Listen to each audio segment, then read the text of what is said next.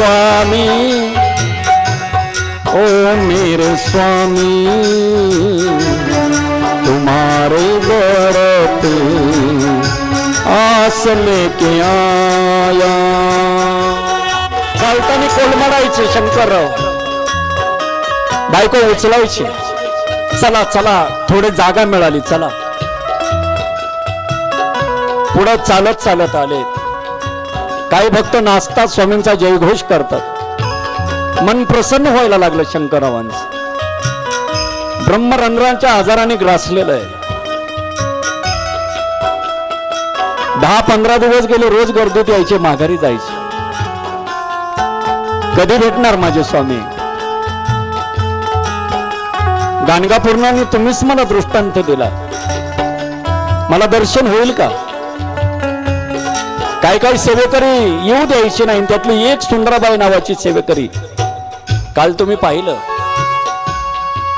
बाजार मांडला गेला देवधर्माच्या नावाखाली, सत्पुरुषांच्या नावाखाली बाजार आहे.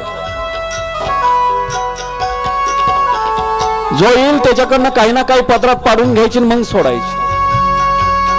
कसं तरी लाईन मध्ये राहून, रांगेमध्ये राहून सुंदराबाई जवळ आले. स्वामींची नामची गाठ घालून द्या की हो, काय आणलं का तुम्ही? एक सांगू का, एखादा पीडित असल, दुःखी असल, तर त्याच्याकडनं कधी अभिलाषा करू नका, त्याला सहकार्य करा, माझे स्वामी कृपा करतील. लक्षात राहू द्या.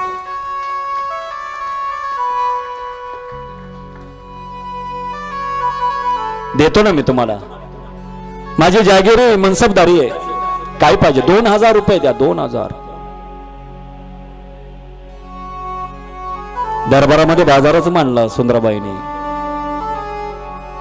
कालपर्यंत कोण नव्हतं, अनाथाला स्वामी स्वीकारतात, सेवेकरी जवळ राहतात. आणि एक लक्षात राहू द्या, जवळचीच माणसं घात करतात. एक वेळ बाहेरची परवडली, पण जवळचे कधी घात करतील सांगता येत नाही. चुकीच्या वेळेमध्ये स्वामींनी कबूल केलं शंकररावांनी सुंदराबाईला, आणि मग आतमध्ये सोडलं. स्वामींनी पाहिलं ब्रह्मरंध्राची अवस्था झालेली. शंकरराव चरणावरती नतमस्तक झाले. स्वामींनी सांगितलं, मीच सांगितलं तुला स्वप्नात येऊन ये माझ्याकडे म्हणून, बस तेवढा. आणि मग सांगितलं, कडुनिंबाचा पाला घे, त्याच्यात मिऱ्या ठेवून रोजची असणारी भुकटी सकाळची गरम पाण्यात घेत जा. 15 दिवस अक्कलकोटी राहिले आणि माझ्या शंकररावांना चमत्कार झाला.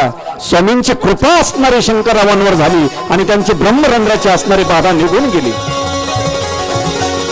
असे असणारे स्वामींचे अनेक भक्तांवरती आघात उपकार आहे.